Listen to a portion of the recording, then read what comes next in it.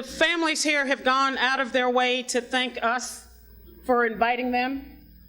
I think that clearly we thank them for coming.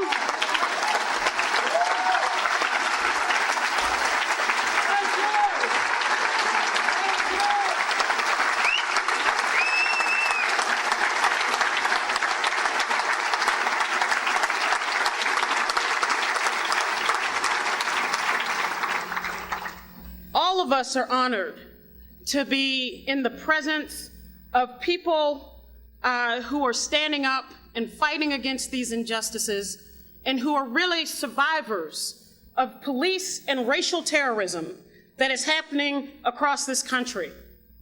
The word terrorism should not be thrown around lightly in this day and age, but there is really no other way to describe what is happening to young African-American men and women in cities across this country. From the daily humiliation of encounters with the police, whether it's called stop and frisk in New York City, or assume the position in Chicago, or up against the wall in Oakland, the message is the same.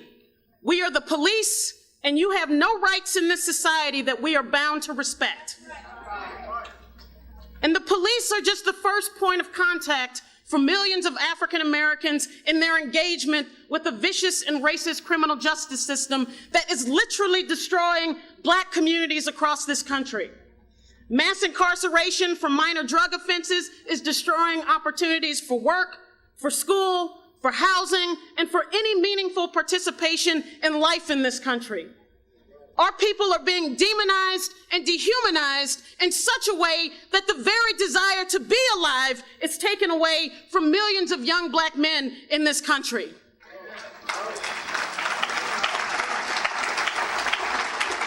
For all that we hear about Black men, the descriptions, the characters of thugs, of hard life, we never hear about the trauma, the pain, the humiliation, the suffering, the stress, the depression of what it must be like to be considered less than human by the society into which you were born.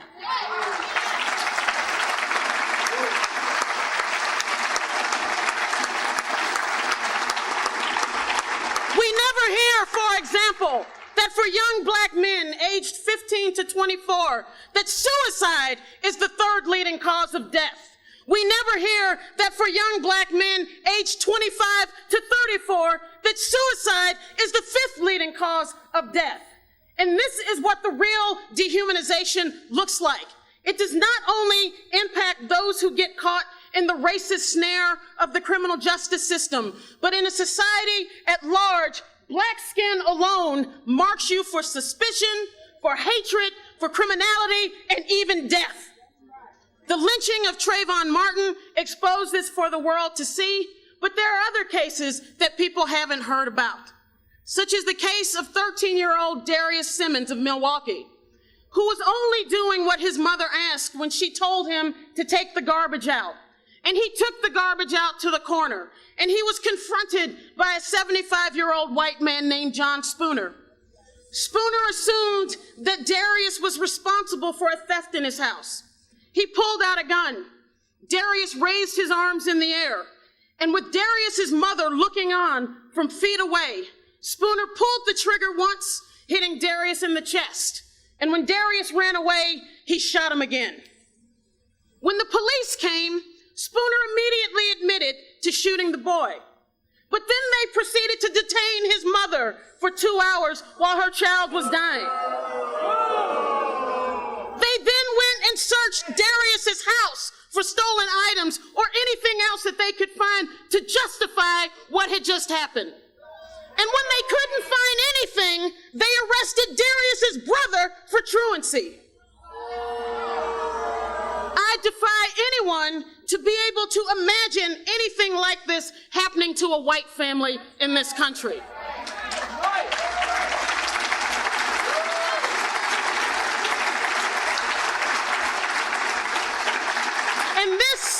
And this is the face of police terror in our neighborhoods. Your child is killed, and you are the one who is questioned. Your child is killed, and it's your family member who is locked up.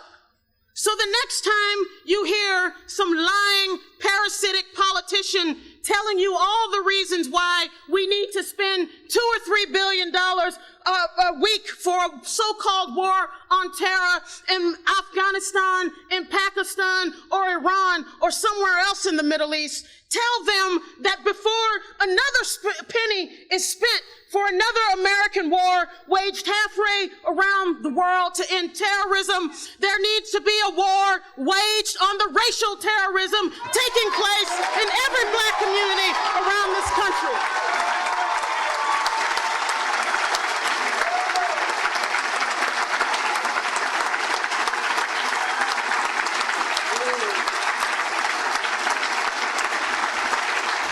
And why is that? Because no Afghan ever called us nigger, but the NYPD did. No Pakistani ever called us nigger, but the Chicago Police Department did. No Iranian ever called us nigger, but the Oakland Police Department did. The Stockton Police Department did. And we have to stand up to this.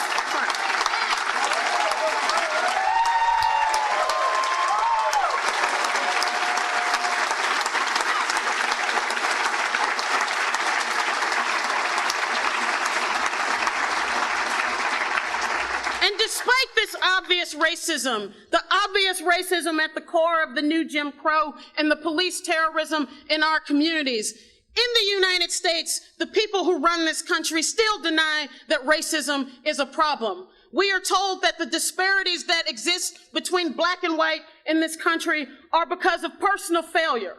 The problem is not the racist criminal justice system, it's black people committing crime.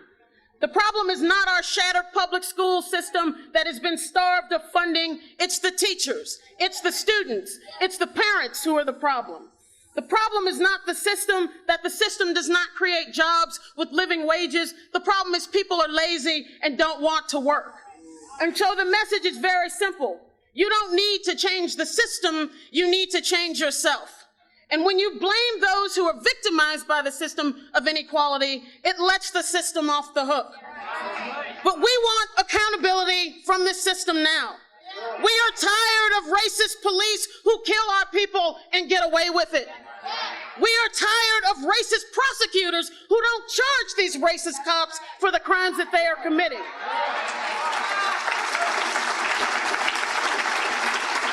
And we are tired of hearing about bad cops being bad apples, because we know that they are all complicit in the terrorism that is taking place in our communities.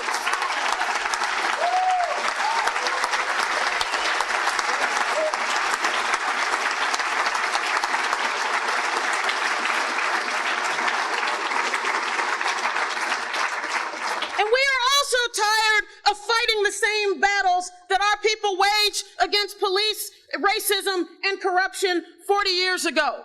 Why is it that 40 years after the black freedom struggle of the 1960s, when racism apparently was taken off the books and taken out of the law in the United States, that it still persists in this country? Why is it that the United States isn't colorblind and never will be? And it's actually, I thought of an analogy for this. I mentioned it on Facebook, so. It's like baking a cake. You put the sugar, the butter, the eggs and flour, you make the batter, you bake the cake. It comes out, it's perfect, but all of a sudden you decide you're gonna go on a diet, and now you want a sugar-free cake. Well, as much as you'd like, you can't just pull the sugar out of the cake.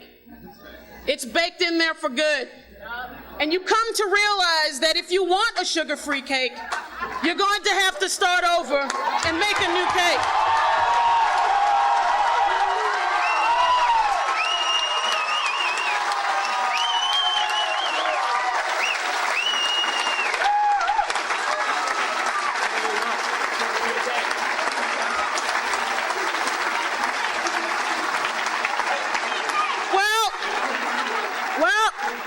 Racism is the sugar in this United States cake. And after being baked for more than 300 years, they can't just randomly declare that the cake is now sugar-free. Why?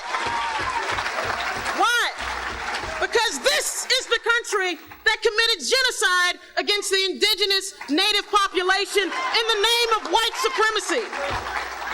This is the country that built its entire wealth on the backs of African slaves. This is the country that initiated a war against Mexico, stole half of its land under the pretext of white supremacy and manifest destiny, and now talks about border problems.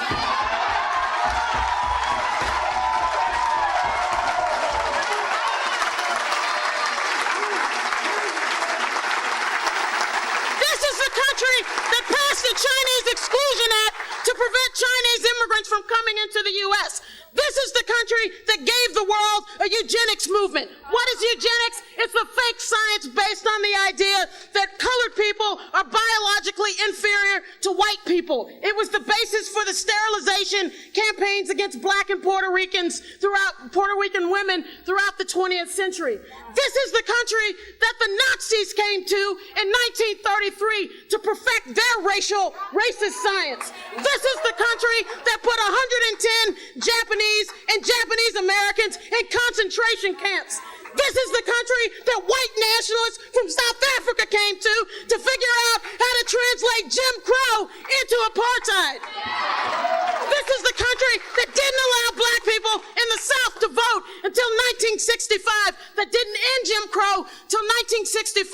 So racism always matters in the United States. It is part of its lifeblood, even with a black president sitting in the White House.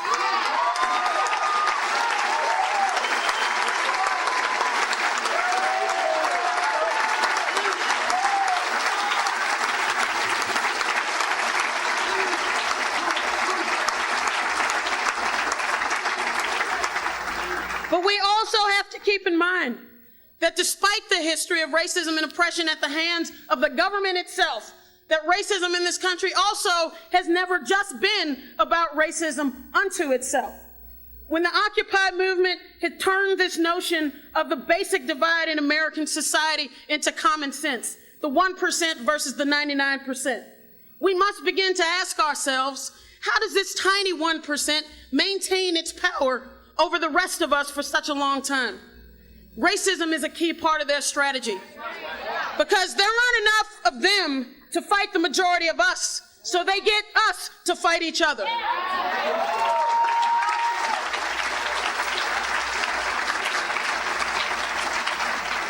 It's an old concept, divide and rule, divide and conquer. The blacks are the criminals, the Muslims are the terrorists, and the Mexicans and anyone who looks like them are illegal. And despite these active efforts to divide our side, their side also simultaneously creates new opportunities for solidarity to be built amongst us. While the police and the criminal justice system in general have honed their tactics of racial profiling, police harassment, and intimidation in black neighborhoods, they are also able to use those skills in other communities. Stop and frisk is primarily used to attack and control black and Latino communities, but we also know that at the same time, the NYPD has created a wide-ranging network of surveillance and spying used to harass Muslim and Arab communities in New York City and beyond. We know that in the states of Alabama and Arizona, Jim Crow has given way to Juan Crow as the racial profiling of brown-skinned people has now been sanctioned by the U.S. Supreme Court last week. And we also saw with the Occupy movement that when the power structure is threatened, they will unleash hell on anyone who gets in its way. So predominantly white protesters were brutally suppressed and beaten by local, state, and federal officials, because their collective fear is that the struggles against economic injustice will come together with the struggles against racial injustice to create a new social movement that demands real change, not hollow cries for hope that primarily ask us to put our fate in the hands of parties or politicians who either stand on the sideline or join in the bashing of our communities and the destruction of our public schools, the thievery of our homes through foreclosure, the theft of our pensions, the theft of our health care, and the theft of our very futures. They don't do anything to stop it. They join into doing it. So solidarity in the idea that an injury to one is an injury to all comes by championing the struggles of the most oppressed among us. So in our fights for jobs, education, healthcare, and housing, we must also demand an immediate end to stop and frisk in New York and beyond.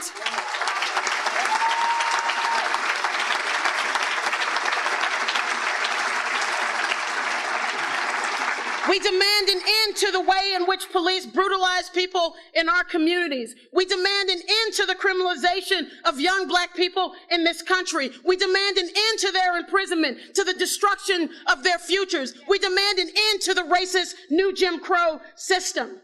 And to that end, I want to close with a quote from a revolutionary who was jailed in the early part of the 20th century for his efforts to call out American hypocrisy and to fight for a different world then. Eugene Debs, a revolutionary in the American Socialist Party, when he was being sentenced to prison for the act of sedition in 1918, said to the judge this, and I quote, "Your Honor, years ago I recognized my kinship with all living beings, and I made up my mind that I was not one bit better than the meanest on earth. I said then, and I say now, that while there is a lower class, I am in it. And while there is a criminal element, I am of it. And while there is a soul in prison, I am not free. Your Honor, I have stated in this court that I am opposed to the social system in which we live, that I believe in a fundamental change. I am opposing a social order in which it is possible for one man who does absolutely nothing that is useful to amass a fortune of hundreds of millions of dollars, while millions of men and women who work all the days of their lives secure barely enough for a wretched existence. I see the dawn of the better day for humanity. The people are awakening. In due time, they will and must come to their own. Let the people everywhere take heart of hope, for the cross is bending, the midnight is passing, and joy cometh with the morning." Thank you.